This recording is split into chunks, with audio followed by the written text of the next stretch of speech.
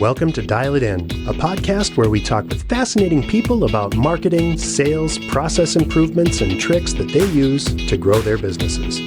Join me, Dave Meyer, and Trygve Olsen of BusyWeb as we bring you interviews on how the best in their fields are dialing it in for their organizations. Let's ring up another episode. Before we get into what we're going to be talking about this episode, can I talk about, I think, one of my favorite things of 2025? Yes. I want to talk about our sales chicken. Oh, yes, our sales chicken. This is a great story. So I think this is one of my highlights of 2025. So we hire a woman to work for us as a BDR. Her name's Mary. She's fantastic. She's bright. She's smart. She's thoughtful. And it was her birthday, I think about 2 months ago now. So as is tradition at BusyWeb, you get a little something for your birthday. You don't get a big thing, you get a little something.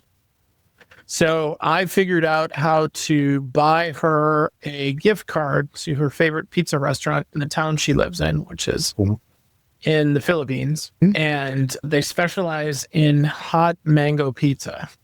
Ooh, that sounds yummy. It sounds horrible, but she swears it's great. Okay, fine.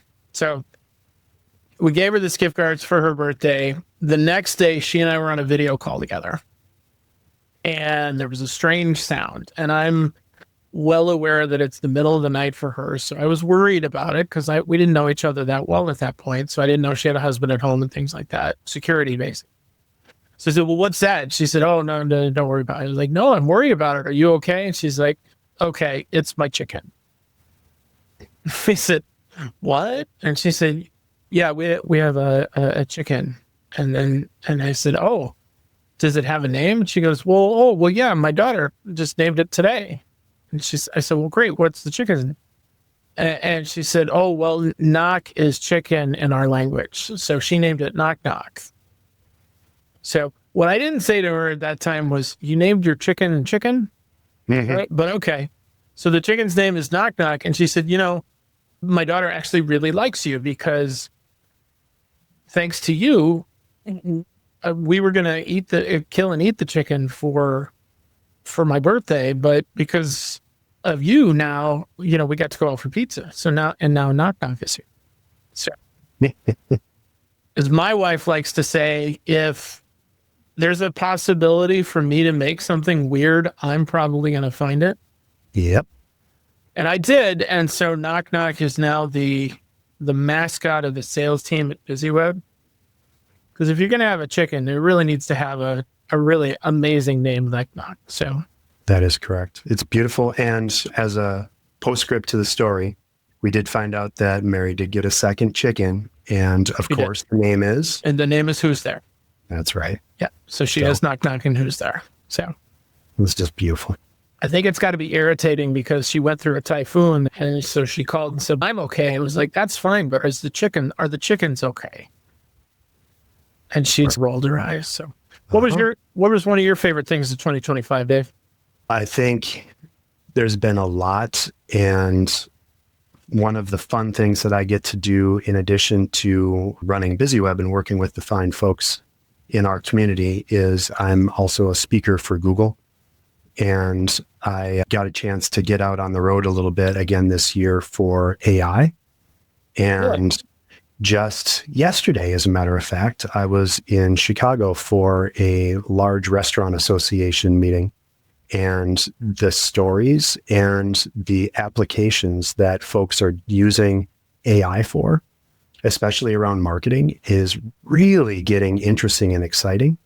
And just the fun parts of those conversations are that people's eyes are really opening as to how much technology can help you do more, better, faster, and with higher resolution. And so we are having a ball with that. So that's one of my favorite things. And it really was the theme of this past year was AI and all of the grand things. But the general consensus seems to be you haven't seen nothing yet, or you ain't seen nothing yet. I'm very interested to see what's going to happen in the next year as we continue to see ways that you can just get better results by having an always-on assistant, intern, if you will, and being able to collaborate at speed and at scale with tools that can help you just think smarter, better, faster is super interesting. So I know I broke down and I bought a pro license for ChatGPT, and I'm constant. I have the star key turned on. yeah. So you remember a couple of weeks ago, I cut my finger with the mandolin. Yes. And it was pretty bad. And I had the whole thing on my thumb, and my chat GPT still makes jokes about, are you sure that's a good idea or mandolin safe? So right. And Trigby Olson gives it 1.5 thumbs up. Exactly. Because I'm glad you mentioned Chicago, because that's kind of what we're going to be talking about today, because our special guests today are us. I love ours. Before we get to our special guest stars, do we have a sponsor for today's show? You know what, Trigby, we do. And today we are sponsored by fractionaltactical.com. As a fractional CMO, your number one goal is to deliver success to each of your clients. With limited time and resources, you need marketing solutions that are data-proven, easy to execute, and repeatable. BusyWeb understands the unique challenges fractional marketing executives face. That's why we offer customized solutions for our CMO partners. You tell us the results you need, we create the strategy and MarTech stack to get you there.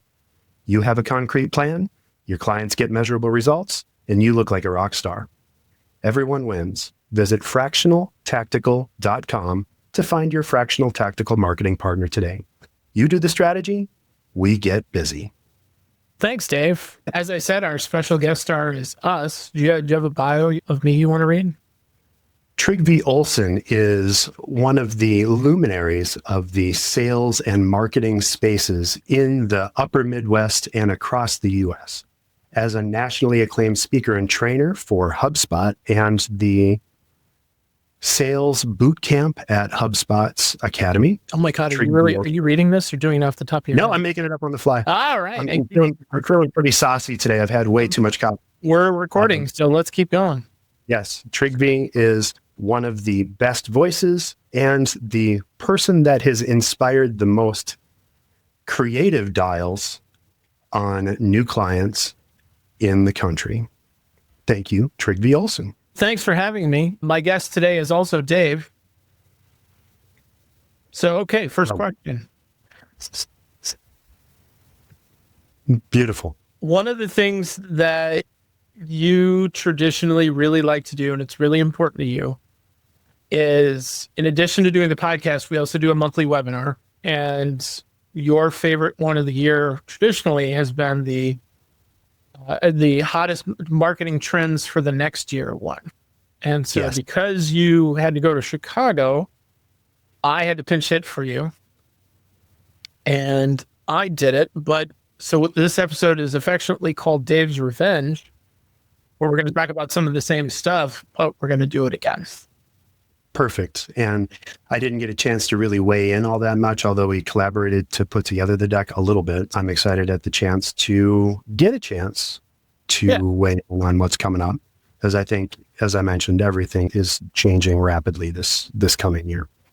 So I think thematically, as I look back at 2025 and what really is going to happen in 2026, I heard somebody say this, that because of AI, everybody in the world was issued a machine gun. And as a result of that, now most everybody, the only thing that they can really hear in the B2B marketing space is the sound of machine gun fire. And there's automation all over the place, all of which is sending some variation of the same email, which is, hi, first name. Let me tell you what I do. Can I have 15 minutes of your time? Right. And which really isn't the way to do it. And so, and it really doesn't do anything other than really tick off people you're going to be working with. So the big takeaway that I gave on top of our collaborative sharing was that in 2026, marketing is going to be louder than ever. But if you know what you're doing and you're deliberative in your process, marketing can be smarter than ever. Agreed. So the first thing I want to spend some time talking about is AEO versus Okay. SEO. Sure. So traditionally, really when SEO really became relevant was about 2005, 2006. And that was kind of the Oh, keyword era where Google would come by, and we used Google sort of affectionately because Google was the command of the search engines at that time. And there was obviously other ones, but the keywords that you had on your site, then that, depending on how many you had, then that would matter because then you'd turn around and say, okay, how many did you have? And then when somebody's looking for it, that's how Google would define whether or not you're the best fit. What you ended up seeing is people, number one, is understanding that, and then number two, abusing that. So you'd see people do some funky stuff like repeating things over and over and over in a process that was called keyword stuffing. So something like, hey, for Minneapolis's best plumber, that people who are looking for a plumber in Minneapolis are looking for a good plumber in Minneapolis. So what I just said makes absolutely no sense, but said the word plumber in Minneapolis half a dozen times. So Google moved away from that into sort of the second phase. What would you define the second phase as? Yeah. So really the second phase of SEO, and I'll help us bridge into AEO in a second, is we focused on making sure that search was as useful as possible instead of just looking for signals that would serve as matchmaker. So in essence, Google, and one of the reasons that Google has become the search juggernaut and really the internet juggernaut that it is that it made sure that you were doing more than just serving up sludge. Yeah. And so keyword stuffing, doing white text on a white background in order to fool the robots into serving up your pages, that's not user first. That's not user forward. And if you click on something expecting something like, so if you're clicking on Minneapolis plumber and you go to a page and it's a dumb page that doesn't have anything to do with what you're actually looking for, you're not going to want to use certainly that link or the tool that you got there from ever again, right? So Google's vested interest is in making sure that search is as useful as possible. So there's this stuff out there called search engine optimization, and the SERP, the search engine results page, is a constantly evolving and no time faster than now, where wherever you have based on search intent or what you're trying to do, whether you're just researching something, whether you're ready to buy, whether you're interested in looking for alternatives to something that you've already got, or you're transactional where you're just like literally clicking, you have slightly different needs. And so now the answer engine optimization, or AEO, or some call it AIO, is more realizing that people are just talking to their devices, to their machines, or using answer engines like ChatGPT or any of the other large language models, LLMs, to serve up content. Google is taking it a step further inside of their search and using AI powered by Gemini on top of it to basically give you more context before you ever click on a page or a post. That's good news and bad news for businesses, because that's largely if you can find the answer to what you're doing. So if you type in, if you're looking for that plumber because you have a leaky pipe or a leaky toilet, if you type leaky toilet, Google's going to try to help you fix the leaky toilet before you click on a page to go to a website. So we're seeing about 20 to 30% less traffic coming from Google than we have before. But by the time people do go to pages and websites, that traffic tends to be much more transactional, meaning that they're more bought in and they're ready to buy.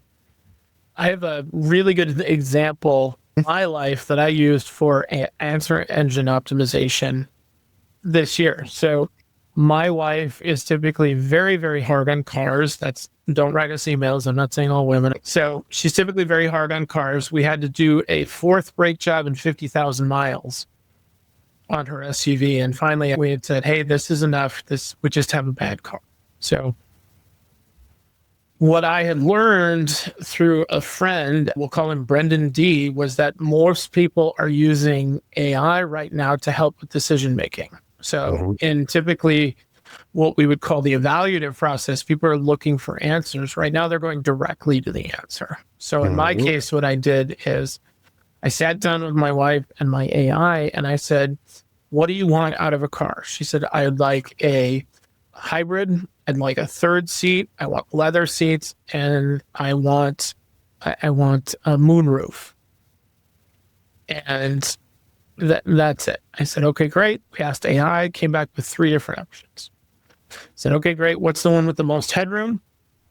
And it told us that because I like a big roomy car, and we got that. That was the car that we ended up buying.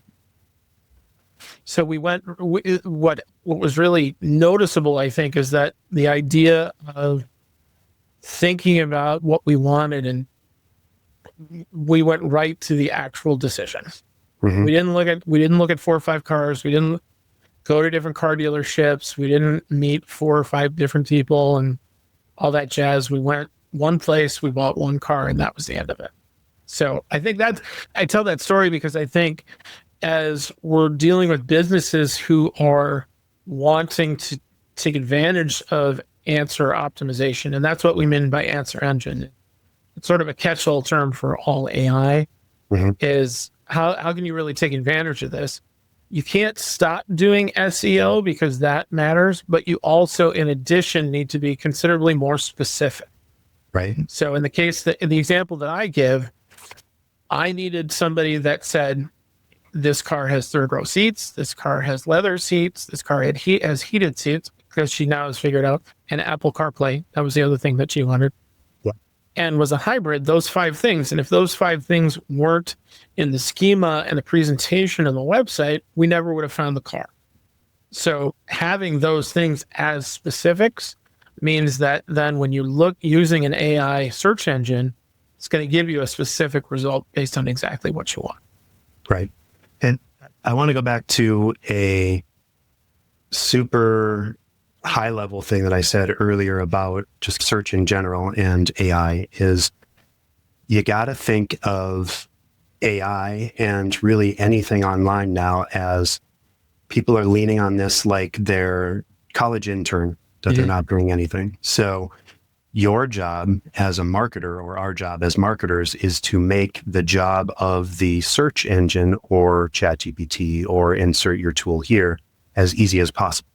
So if you write your website's content in exactly the same way that people are going to be asking, so if you list those attributes for Trygve's wife's car on your website in clean language, in plain language, if you offer up Q&A formats because people are going to be asking questions and you're going to be giving them answers, that's when you will be more likely to show up in an AI optimized world. So make your website as easy as possible for people to use, and AI is going to hoover that up.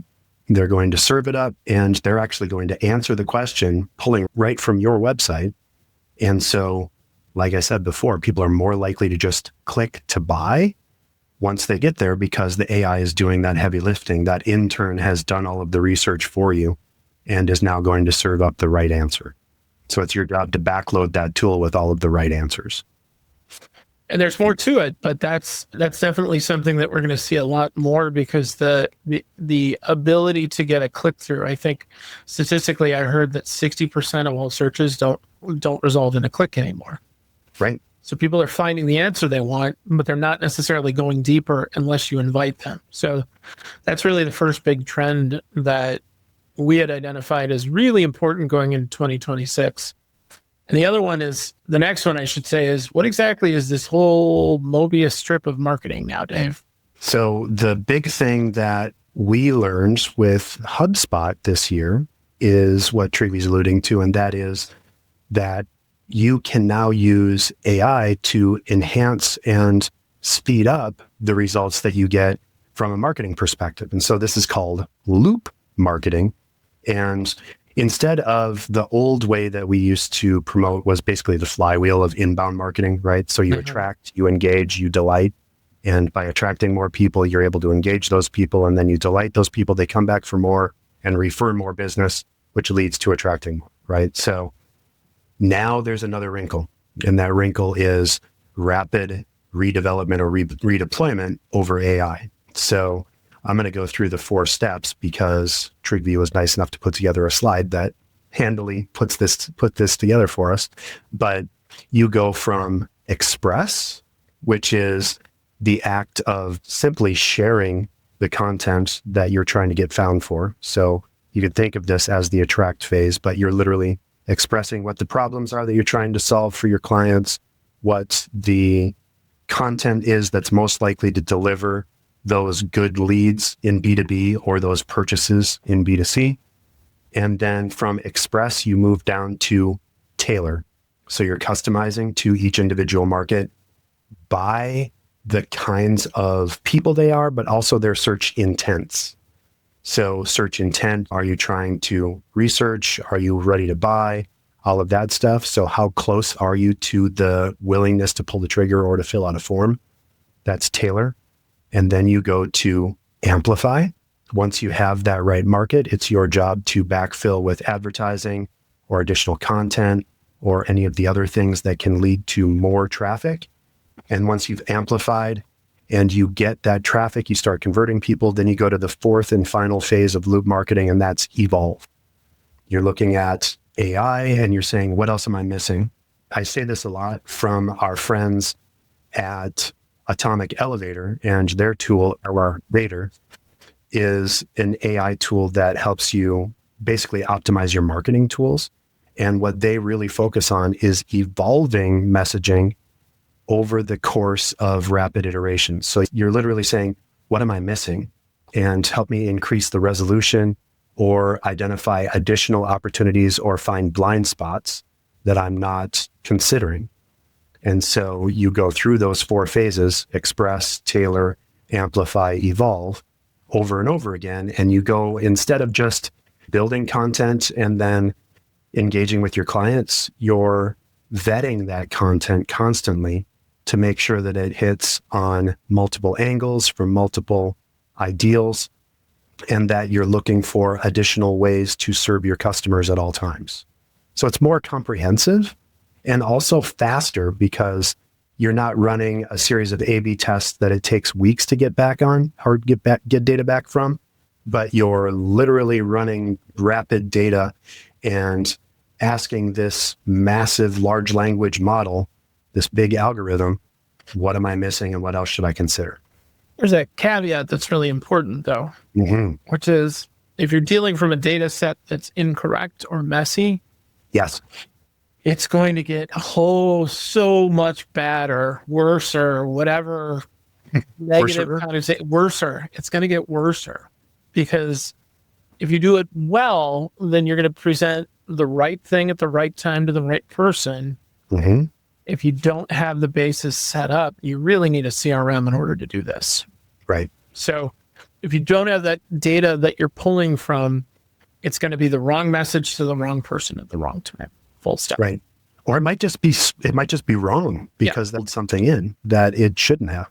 Right. Yeah, there was it's old now because it's more than 6 months old, but there were some folks in that were running a large lawsuit, and they went to their ChatGPT and they filled it out and asked for some examples, some case law that would give examples for why they were right. And one of the one of the cases that was cited was finders versus keepers. Yeah, you're actually talking about Michael Cohen. Yeah. Donald Trump's former lawyer. Did finders versus keepers. Yes. So not great, right? So you need to keep a human in the loop approach. You need to vet all of this stuff and look at it and say, is it actually right? I think I've told that story 6 times, and I think literally half of the time I tell that, somebody says, so was that not a real case? Jack and Jill were also. It's like, yeah, it's like the time my son told the visiting pastor at my church, my middle name is Joseph. Do you want to know what my dad's middle name is? And she said, sure. And he said, my dad's middle name is Danger. And she looked at me and went, oh, is that Czechoslovakian? That, no. Yes, it's Danger. Yeah, no. So I think the neat thing about Loop is that if you do it well and you do it right, it's going to be considerably more impactful. Right. But the most important thing is to have your data set right. Pulling and data organization, data governance is really the key word for 2026. Absolutely. I want to move to the next one because I know you've been speaking with Google and you know a lot more about, and you even alluded to it, how people are using AI. I'd love to hear some of the stories you heard about the application of AI. For sure. First, and full disclosure, I am a speaker and trainer for Google, and I show people how to use Gemini to launch and get the most out of their marketing and their businesses. Part of what I do is partially colored by a deep affection for Google's products, but all of the LLMs, large language models, all of the AI that you hear about run essentially the same. So when I talk about any of these, I'm talking about all of them. So really what AI is doing, especially in the marketing space, is it's accelerating the ability and wiping out the terror of the blank page. So there's no more writer's block, or there's no more excuse for writer's block. You can ideate, brainstorm, come up with ideas, chats. You can literally talk to tools like Gemini and ask it, what are the things that I'm not considering? And I have a number of case studies in the trainings that I deliver where business owners are literally going in with a problem and talking to these tools and grabbing their cameras and taking a picture and asking it, what am I missing or what do I need to consider for these things? So it's multimodal, meaning it's image-based, it's audio-based. You can upload code, you can go to websites. And so it's exactly like having a quote unquote human that you can just collaborate with in this space. Although that human happens to have much of the entire tabulated knowledge of the universe built into it. So if you're a Marvel fan, it's like Jarvis, right? Where, Tony in the suit is shooting through the air and Jarvis is saying you have an 18% likelihood of surviving through this, and then it keeps going down.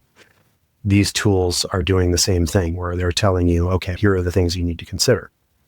This is really ranging from people that are at the easiest level, just help me find or help me brainstorm 5 new blog posts that I can do to engage potential plumbing clients or people that are shopping for mommy SUVs in the Midwest, up to help me code a interactive quiz that will answer the questions and gently guide people toward my particular service. So it's so crazy. And one of the things that I've learned and really come to enjoy is it's not so much the overall AI tools or ChatGPT or Gemini as a whole that are exciting. It's the limited or the specific applications for those. So one of the things that we're nerding out about at BusyWeb right now is we are setting up Notebook LM notebooks for each of our clients. And Notebook LM is a subset of Gemini that only works against specific data. So you load up, for example, we load up all of our clients' marketing results. We load up all of their blog posts. We load up a few of their competitors, and we load up the overall strategy and the personas into this tool.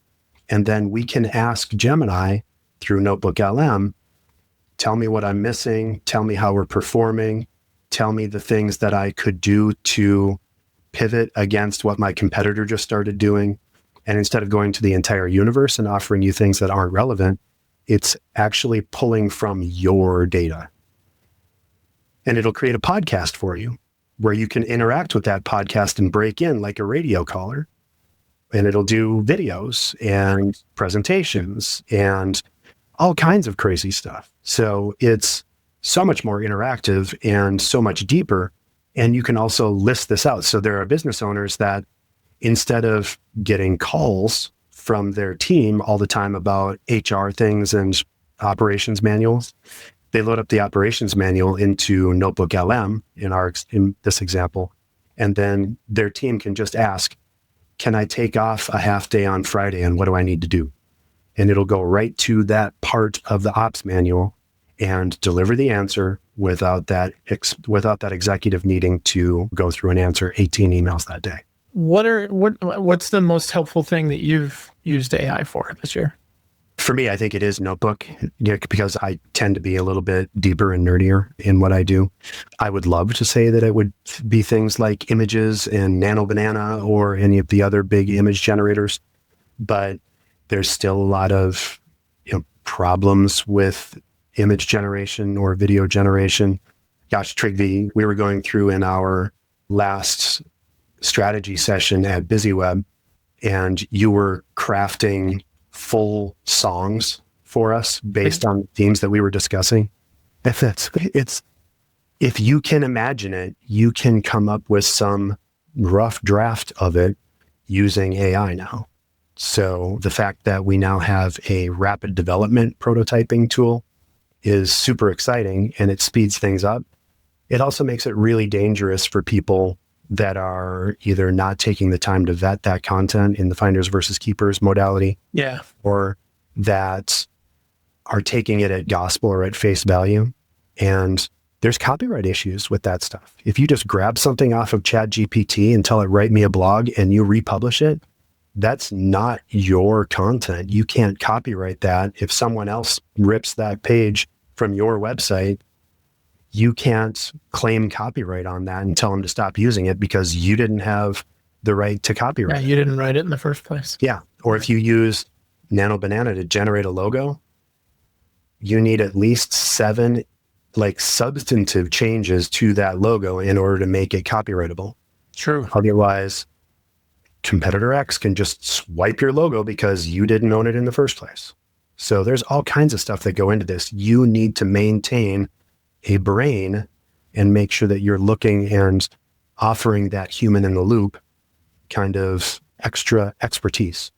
So I think and I'm going to get a little soapboxy here for a second, but the thing that's most likely to be dramatically affected in the near term for AI is like entry-level jobs in marketing or basically across the board, because AI is doing the things that interns used to do. Yeah, I think that's true. So it's easy to get dumb answers from AI. What's more rare and still essential is expertise. And so I have 2 college kids, and I'm trying to get them to the point where they can become experts as quickly as possible, because that's where their next job is going to be, or their first job. Yeah, true. I think the most useful thing that I found is understanding the nuance of language. In my job, I get inflammatory emails, and sometimes they come out of left field. And so what I've been doing that I find has been really helpful is giving it to AI and saying, where are they coming from? And then get a pretty dispassionate, reasonable, hey, this is what this person is really saying and what they're concerned about, and what you need to think about your response. So we've been chit-chatting for a while. We got so much more to talk about. Do you want to jump into first-party data strategies? Sure. Yeah, I think, and we can go through these at more high level, because some of these are the ones that we were most excited about. I think we front loaded, Trigby. So yeah, AI especially. Obviously I could talk for hours about this stuff, and I do, but first party data is important in the world now because there's just no substitute for real data. And that's the difference between coming up with content that you own and not having the real, just we have a wall between us now and real data and content. So if you're looking at your phone data and opens and emails, for example, right? iOS, like 5 years ago now, made it so that any email that is received on an iPhone shows up as an open. So open rates in email marketing are essentially useless because Right. all of a sudden we're like, oh, all of my open rates went up by 80%. That just means that 80% of people are now looking at their phones when they're looking at emails.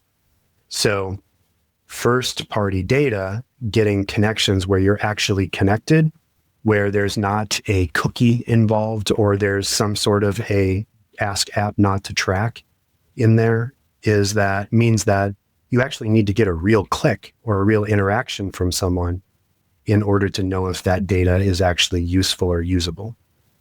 So you can't just go by what the devices are telling us anymore. You need to actually work on and focus on actual interactions. Yeah. Interesting.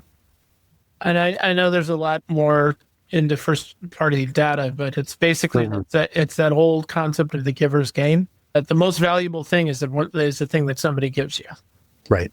And you have to show some value for that, and then you're off to the races. But buying lists, artificially inflating anything, yet there are places you can get 1,000 YouTube followers for $20. They're not going to stay. If you need to lie with statistics, figure out a better way to do it. Right. It's just yucky. And AI makes it easier to do it. Yeah, absolutely. I think the big trend that we saw a lot this year that I think is going to happen more in 2026, is the continued doubling and tripling down on the importance of a website. Yep. And it's not just as a lead generator, but it's also as a retention and recruitment device. Mm-hmm. Because if you've got an old website and your website doesn't render great, then that's indicative of your culture.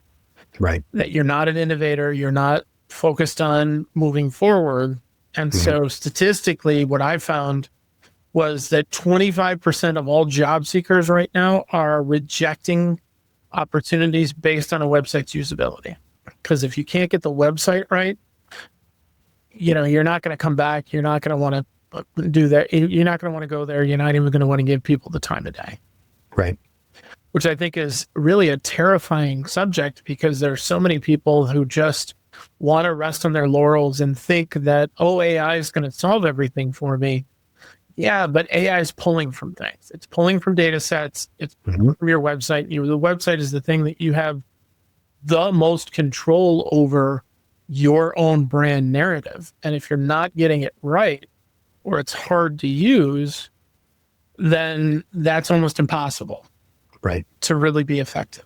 So the things that we've been preaching that are more important than anything really is, number one is making sure that your website is readable and fast on mobile devices, because people are going in and out way, way, way too fast, and they're moving way, way too fast. If it's hard, they're gone. Yep. Finding what you need is important. I know this is something that Andy on our team really appreciates and preaches. And I added those 2 extra ums in there just to screw with him because he also edits the podcast. But really be able to figure out what people want to do and where they want to go as quickly as possible. Sometimes we refer to it as the buyer's journey. And I think in 2026, it's going to become more clear than ever the importance of that. And then making sure your design's accessible, making sure that it's modern, making sure that it's good looking, and that you want people to do things when they come to your website. They need to be able to figure out what that is quickly. Right.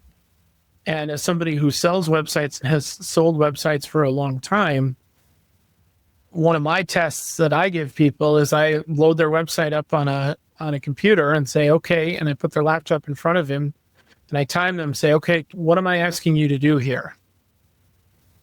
And they'll go,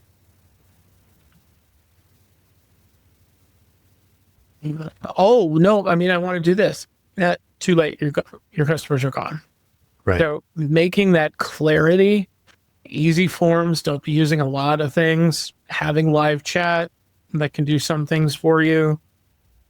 I think I'm still waiting. I'm still 272nd in line on Disney Plus in order to pick up pick up Hulu. And then not just leaving it.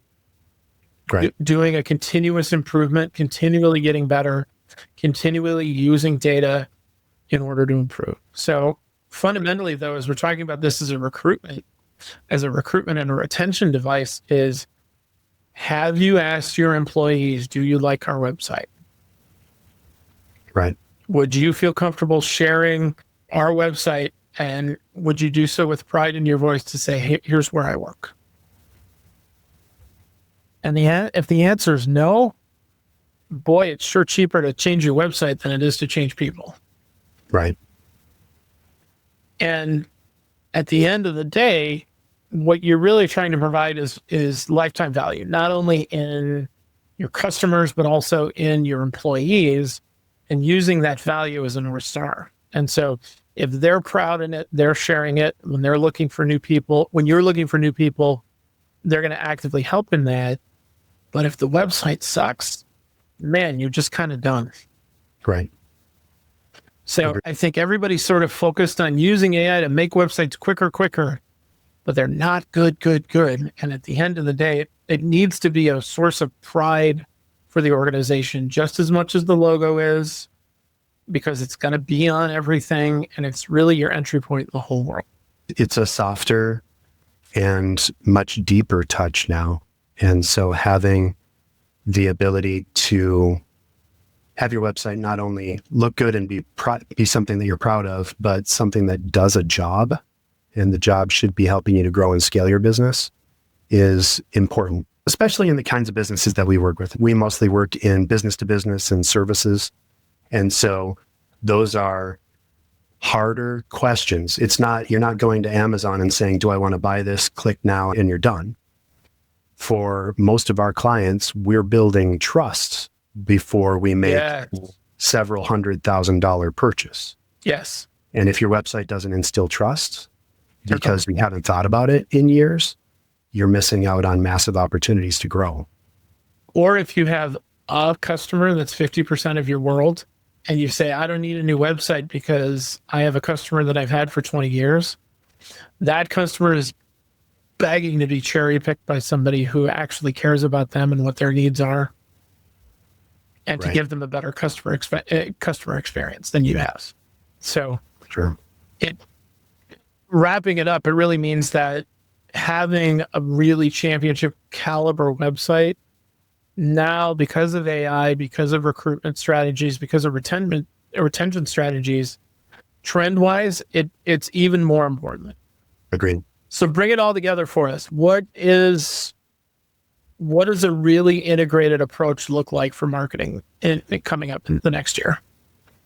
So there's probably 4 big things that we need to look at. We've talked about most of them already, but as we're looking towards 2026 and beyond, I think there's some themes. First, of course, is AI is here and it's not going anywhere, and you need to write and update your website to take advantage of search that's happening in a more conversational tone and across other things than just traditional Google listings, Google search.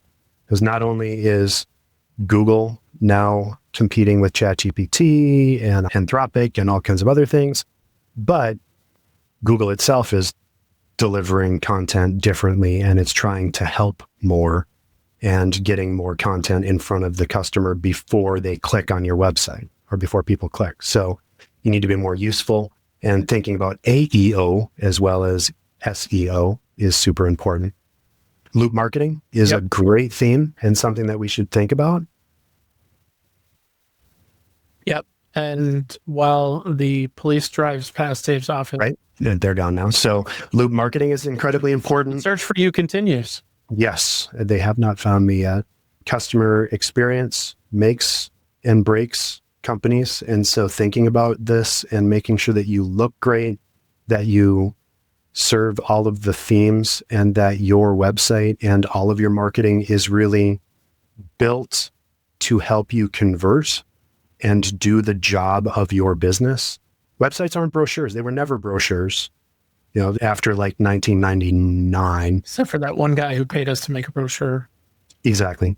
But you need to utilize the entire power of the web, especially as people, there's millennials, Gen Z, Gen Alpha, are just digital native, and they're going to just use their phone and or probably just talk to their device instead of doing a traditional search. So isn't it interesting how we've gone because we're old now.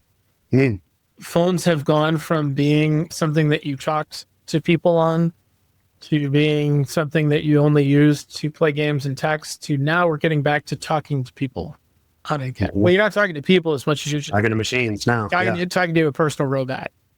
Yeah. Paris.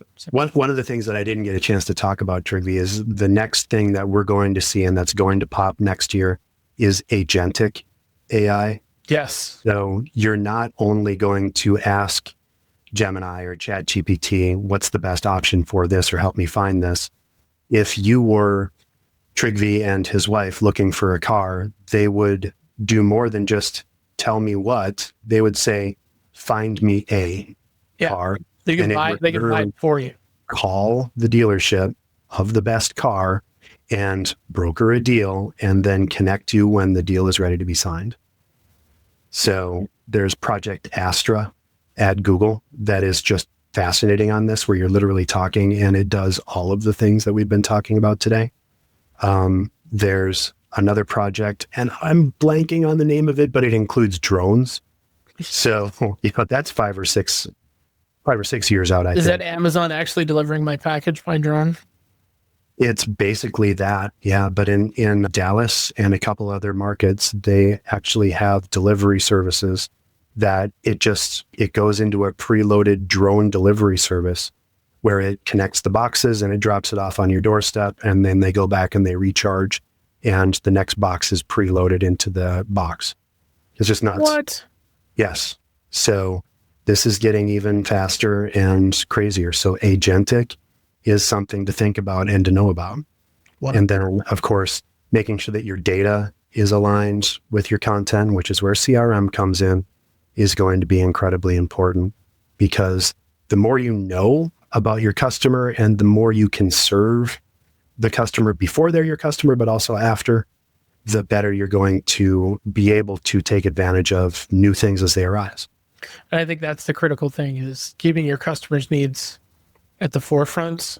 AI is not going to replace you. It's going to help you deliver on the promise that you made to your customers. Correct. To keep them coming back. Correct. So, Trivia, when we round these out every episode, you give us the opportunity or you give the guests the opportunity to do naked self-promotion. Yes. I'm going to do us one better, and I'm going to promote Trigby, because Trigby delivered a very similar topic set to what we've just talked through. And that presentation, that busy webinar from 2 days ago, is available on our YouTube channel. So if you go to youtube.com/busyweb, you can see Trigby in all his glory going through all of the slides with the actual content up on here where it presented visually. So make sure that you subscribe to that.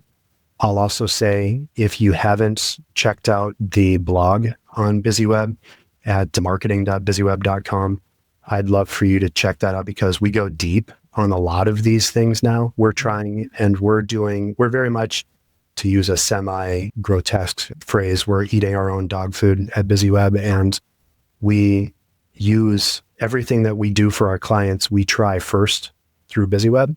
So if you want to see examples of a company that are really taking AI first at 100% strength, look at the kinds of content that we're putting out, because we go deep and we try to be as useful and helpful as possible. I'm really proud of the work that our team is doing on our blogs, on our videos. I think the podcast is doing great. And so if you're not subscribed to the things that we do, certainly if you're listening this long into our podcast, I hope that you are, but check us out and make sure that you're subscribed to us everywhere, because one of our core values is education. And we really do believe that the more we can help people and educate and inform, the better off we're going to be and the better off you're going to be. I think most people are listening at this point for a gratuitous Rob Felber shout. So there it is. Yeah. Well, thank you, Dave. And hopefully I did it justice. You did. That was great. I listened to it, so loved it. Great. Wonderful. This has been another episode of Dial It In with our special guest stars, us. He's Dave. I'm Trigby. And we are, as always, produced by Nicole Fairclough and Andy Witowski. With apologies to Tony Kornheiser, we will also try to do better the next time. Thanks, everybody.